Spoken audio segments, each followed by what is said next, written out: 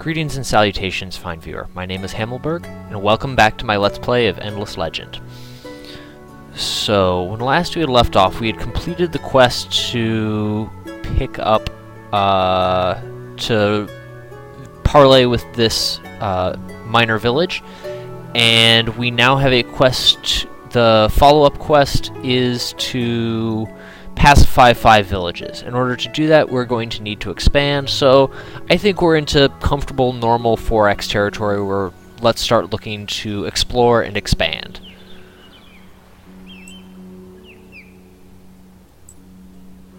This is our Sisters of Mercy. We have a fair bit of cash saved. I may just spend the money to bribe and pacify them.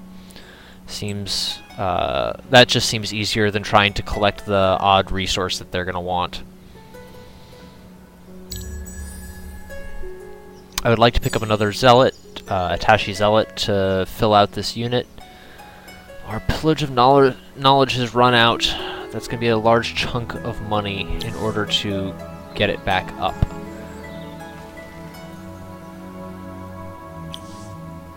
I think I would rather just use the money for the bribe here. And we failed this quest because we've pacified them by a different fashion.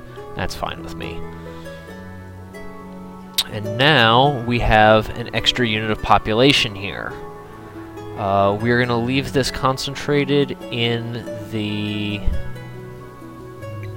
production because I would like to get this zealot out quickly, and then we'll pick up the mint.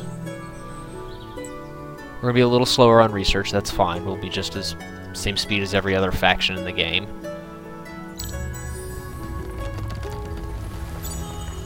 And we have completed our expansion. That's good.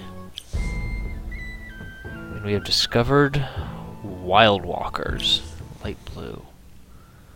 So if the wild walkers to this side, what factions do we know about? We know about light green or the Draken. No, our Ardent mages. To the north, we have the wild walkers to our east, and dark green, who we have not yet met. If we are going to expand, we need to do so fairly quickly. This zone here, let's head in here and take a look around. I'd like to see if there's any attractive places that we can be dropping a city. So we're going to turn on our resource map. And there's very little food. There's not really sort of any central. This is part of this region, so we can't pick it up from here. And that's just research is a bump. This tile is okay, but there's so little food surrounding it, and very little else that's attractive in the immediate region. I'm not going to shift us over to working on a settler just yet, just because I don't have a good spot lined up for it.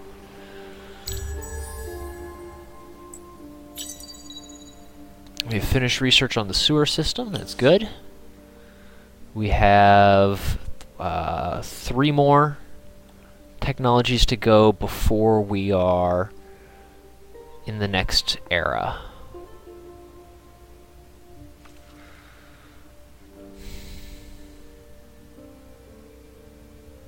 I think that this is going to get martial very quickly. We're just in a very tight space where there's lots of enemies around us.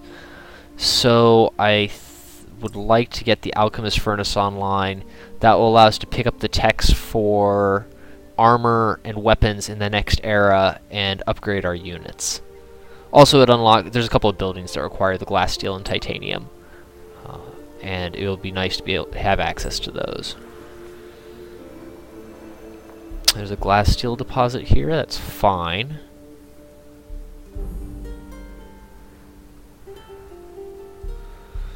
I mean, we may have to colonize here just to have something, anything, available to us. The research in this area is nice. It does at least have that going for it.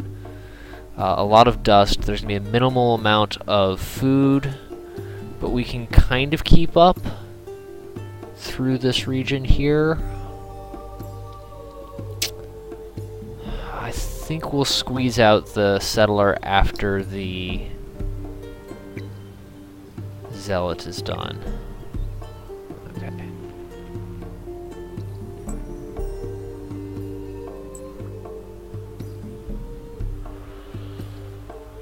There's a settler here. Can we kill it?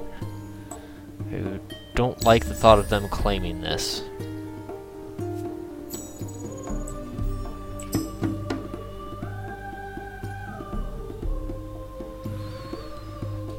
So they have the settler and 3 infantry units. We have the zealot and our hero. They retreat. Fine with me. And of course, they then immediately build. Wonderful. Do we go to war with them? Here's the unit that they had that we fought.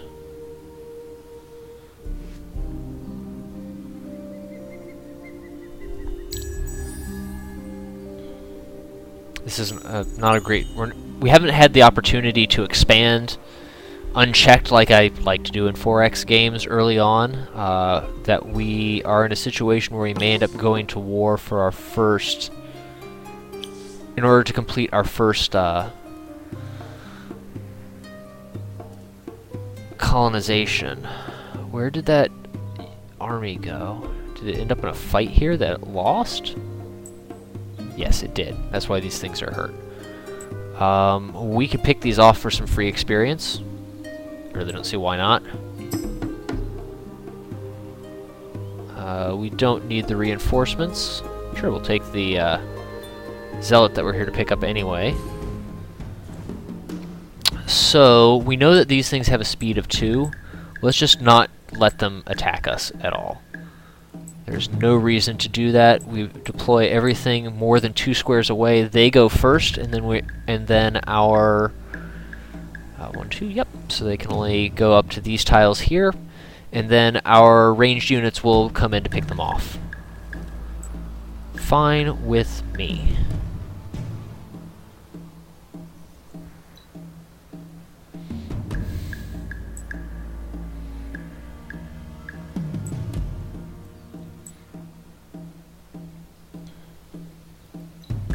Okay, and they fly around.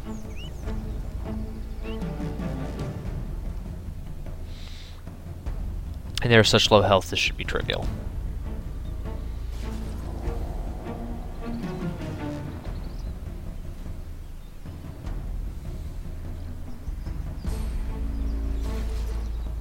Maybe not.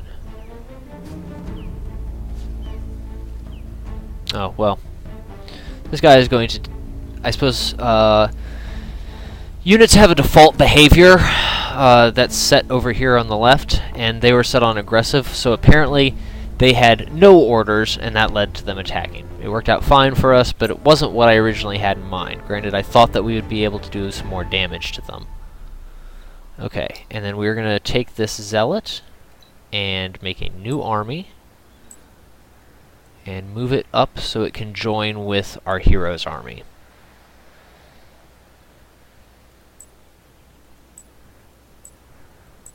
Okay, these two have merged. Now, it is Empire Plan. Oh, hey. Oh, this is our warlocks leveled up. Nice. It costs influence points to do diplomatic actions, so that includes declarations of war. If we want to do that, a declaration of war is going to cost us 19. That means that we have 16 that we can spend immediately. So, let's look at our Empire Plan development. Now these last for some number of turns. I'm not sure. It's 20 or 30 turns, and it will be. And they give some benefit. Greater benefits. You can spend more points to go further out on this circle, and those are unlocked in greater eras, or in further increased eras. The science one is nice. It's going to cost 20 though. And given as we're looking to go on a war footing pretty quickly, that's not terribly something we're looking for immediately. So I think we're going to go with 0. The extra vision might be nice. This is only if we have people producing dust, so not useful. Unit cost reduction would be nice, but I would much rather have be able to declare war when the opportunity arises. Which is probably next turn.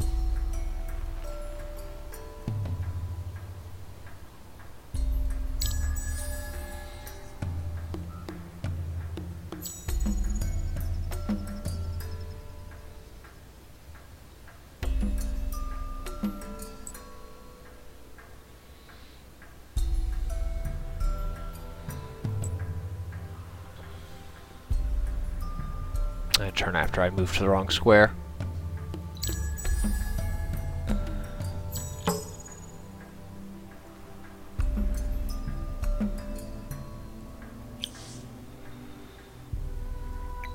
Yeah, let's try this.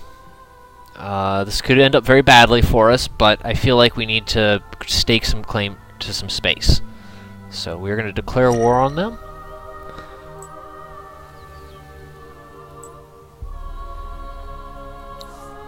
And they will have a single militia in there. Yeah, it won't let us look directly, but that's all it should be. We should be able to take that. Attacking cities. So this has a fortification value of 100. I believe that means that every unit in there essentially gets an extra pool of 100 hit points. And we can siege in order to decrease that bonus, but that gives time. Given as they have a single very weak unit in there, we should be okay to just attack directly. Yeah, there's a single militia. So we are ready to fight.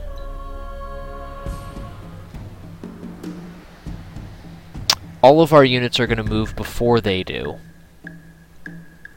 They are speed 2. I think we're just going to take advantage of the slow on our ranged units and not present them any targets. Hopefully we can actually do that this time rather than them sort of taking off autonomously last time. So we're going to say ready, and we're going to take these zealots, we're going to stick them on hold position. Make sure they have the orders issued. Then we have these 3 units all set to attack the single unit of militia. You can see that it has a fortification value of 100. This is from the city, and then it has its additional life pool of 108 before it past that. So they used a spell here. I don't think it's going to make very much difference at all, since it's probably going to take us 2 turns to kill them, but they should never get a chance to attack us. Okay. Now, what we can do is we can, because we know we go higher in the initiative sequence than they do, we can issue orders knowing exactly where they're going to be. And so what I'm doing is I'm issuing move and then attack orders to back up and then attack. They may well die before we get to before they get to activate, but this is just protecting us against the eventuality that they do get to move, not giving them a chance to attack us in melee. And they're on 9, and oh, they are going to get to attack our hero. It's fine, the hero's pretty tough.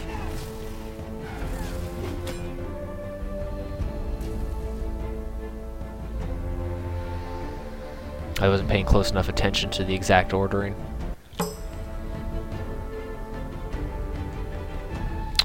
And we have seized this city. Now, it hates us. It's in rebellion. It's not in an ideal spot either. Like, this is just kind of crappy compared to what we could have down here. So, all cities come with...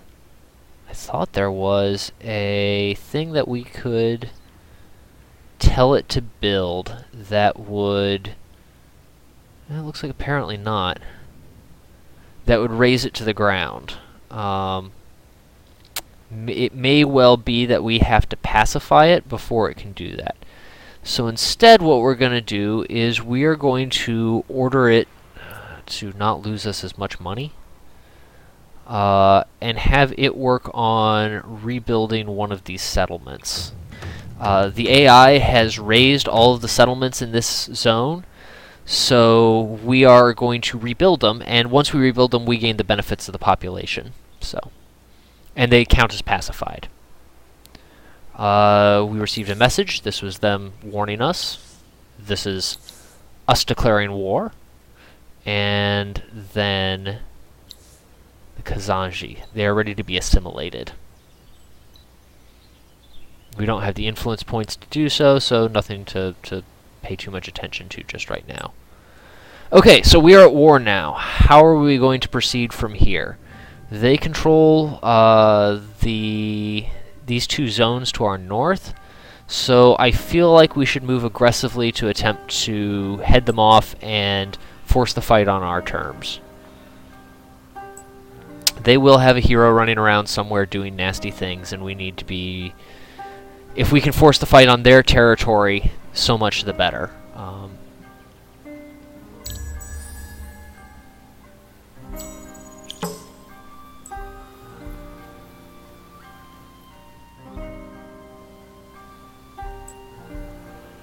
And this looks like their capital city. It is quite well developed. I would be happy to take this city. So we are going to move it. We're going to move over here and then hopefully start sieging it down.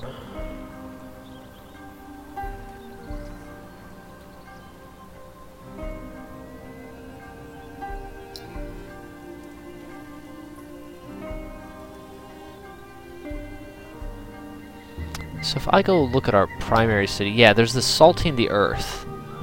Effects raise this city. Well, we won't have access to that for a while. And it's just going to take forever for this to get down and pick up this one, so I'd really do think it's more efficient just to raise this and rebuild elsewhere. We could try and use this settler to scout. Or we can just have it sit in... I'm not going to even attempt to pronounce that city's name. And wait until we've completed the raise. You can see that I think this is the assimilation. Yeah, percentage ownership. So it's at 8%. And then once it gets to 100%, some actions can only be performed when ownership is 100%, like raise or resettle. Okay, that makes sense. I'd never heard of resettling. If we can do that, that would save us a couple of steps. I'm okay with building the mint. We are going to need the money. And it's going to be done pretty quickly.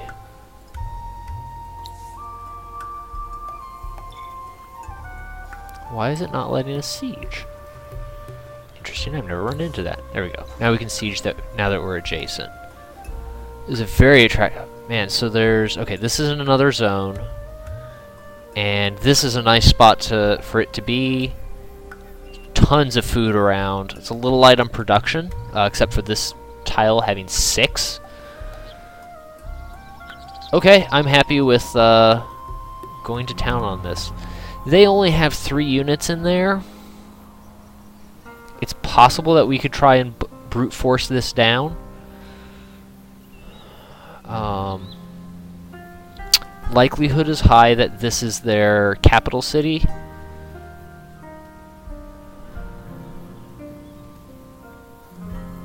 If they're 3 militia, I feel like we can definitely do this. We're probably... I think I'm just gonna wait, though, to try and at least get these units healed back up. Okay.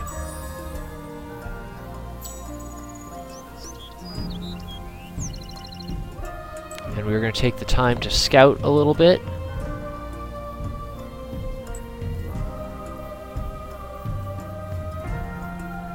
Oh hey, we've got another one up here. That's pretty nice.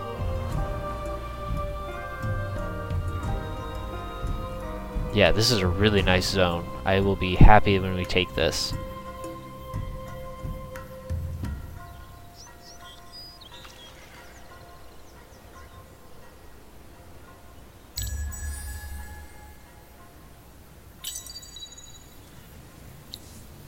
We have finished research on the alchemist's furnace. I would like to begin research on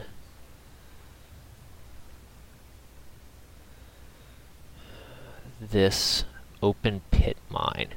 This will allow us to unlock all of the luxury resources, which are useful for completing quests, if nothing else. We're slowly chipping down the defenses of this city. It's not a fast process. They have 2 units in there. That's what that note means. Those are both going to be militia. I feel like we will benefit from being more aggressive here. In addition, if I attack from this direction... Oh, crap. Okay, well... They had allies where I couldn't see them that are going to be able to come and help. We are shown as being advantaged here, but I'm not super pleased with that. Okay, we'll control this manually. Now there's a cliff face here that we can take advantage of.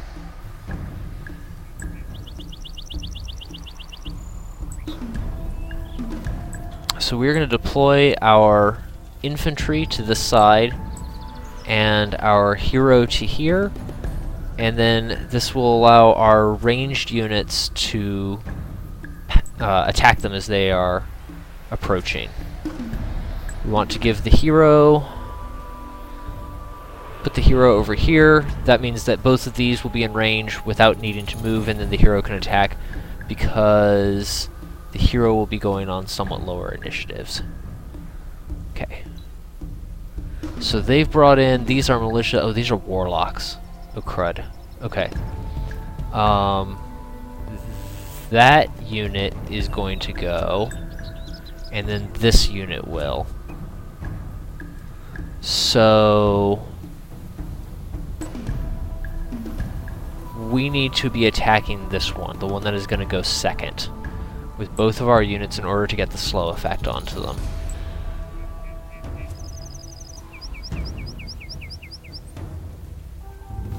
Our hero is trying to buff our units with plus 30% attack. That seems pretty legitimate. I'm okay with that. Oh, and they're going to have all the extra hit points. So, they're going to approach. We're going to stick our infantry on hold position.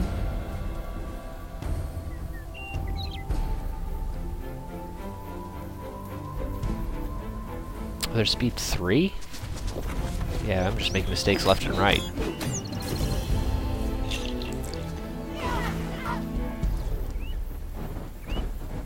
Yeah, they go down to speed 2. I wasn't paying attention. The militia speed 2? Is that what I'm remembering?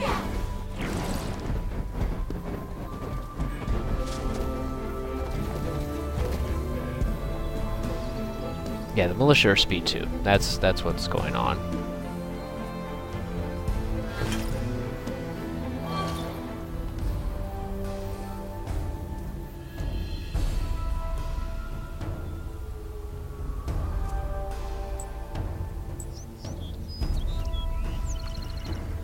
Okay, well, let's let the combat run.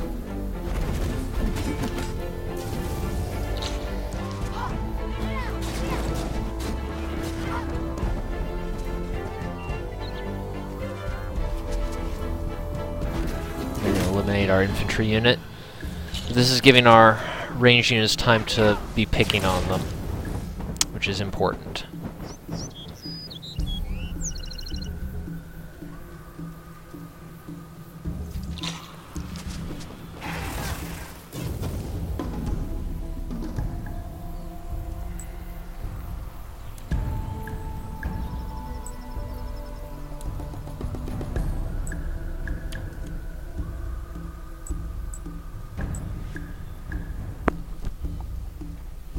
Okay, the first unit is going to go and then attack somebody. It's going to have to attack the hero. I suppose that's okay. And then our first unit is going to be able to go, and we want it to pick on this unit, because that's going to be the one that has not yet gone.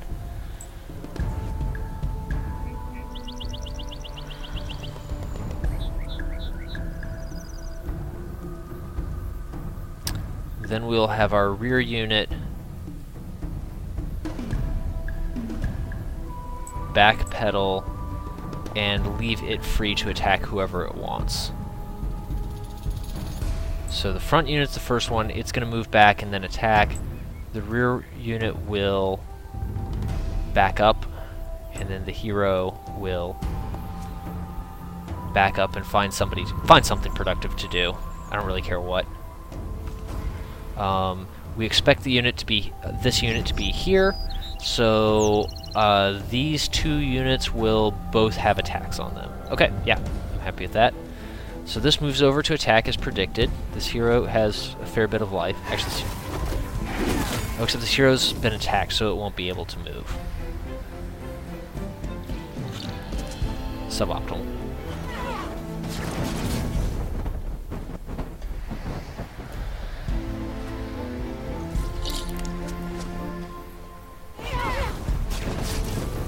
And they've got the 2 militia units.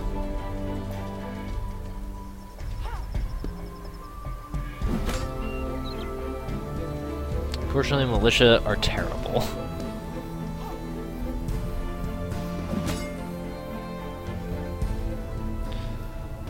Okay, we would like to get the slow effect onto all of them, so issue the orders as such. It really bothers me that my hero is going after both of them do, so the hero may well die. They don't die, I think they come back after combat, but well, we don't really have a choice right now. There's not much we can do to change this.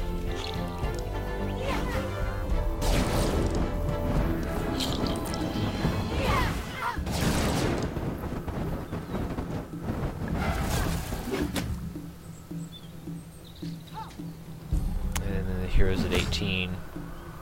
Yeah, that's gonna kill it.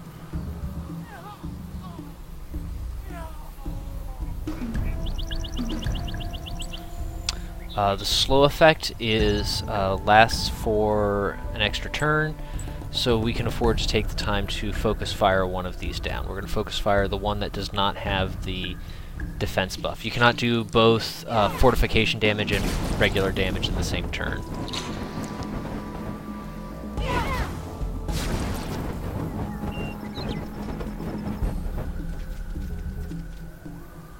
Okay, this one has 23 hit points left. That's more than we were doing on the splash damage, so we will continue to target it, because we can't just rely on the splash damage to finish it off. If we could have, I would, but...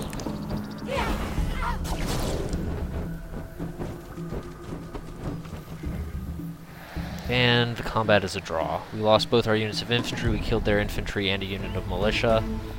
The hero survives, but with minimal life.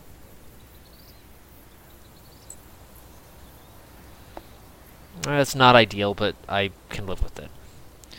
And we've reached the end of this episode, so thank you for watching, and I hope you'll join me for my next episode in this Let's Play of Endless Legend.